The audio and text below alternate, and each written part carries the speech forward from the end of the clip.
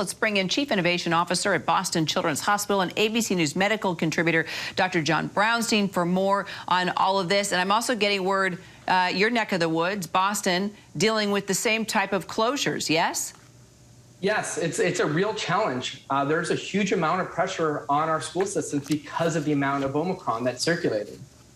So what do you think then, as we hear about the classes being canceled in a number now of public schools, Chicago, Boston, et cetera, do you think it's safe for schools to even be open at this point? Is this a good move? And then, do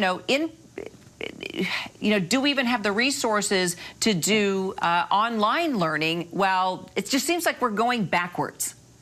I agree with you, Kira. We're going backwards, and I really don't think we need to. This far into the pandemic, we have the tools necessary to keep our kids in person, to avoid unnecessary quarantines and closures.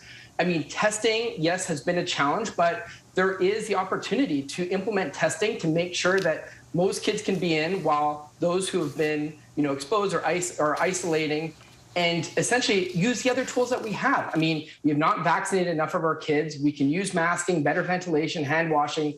Altogether, these are important layers of interventions that can keep our schools open. Omicron is more transmissible, but of course we know it's not as lethal. We know what we need to do to keep transmission down in schools and keep our kids in person. We know how important it is to have our kids in schools. I just can't believe that we're going backwards right now.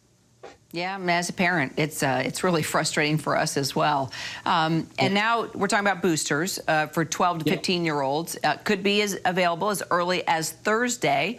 How critical do you think that will be for schools that are fighting these COVID surges right now? Well, I have a 12-year-old, so I'm excited to get him boosted. And, the safety data from Israel looks really promising and safe. And I think it will make a difference as we try to keep our schools open, but it's going to take some time to get kids boosted for that to have an impact. It takes weeks or months. And remember, there's still so many kids that have yet to get that first or second shot. That's way more important. And so we're still lagging in getting the majority of our kids, fully vaccinated. I do think it's going to be interesting to see because CDC is also looking to change that duration between boosters from 6 months to 5 months. We're going to wait for that CDC guidance later today. Should likely see an authorization. So yes, it'll make a dent, but there's many other things that we need to do to make sure to fight these surges in our schools. And we're going to have many more things to talk about in many days to come. It's so frustrating. We just can't get our groove here. Dr. Brownstein, thank you so much for always weighing in. Thanks, Kara.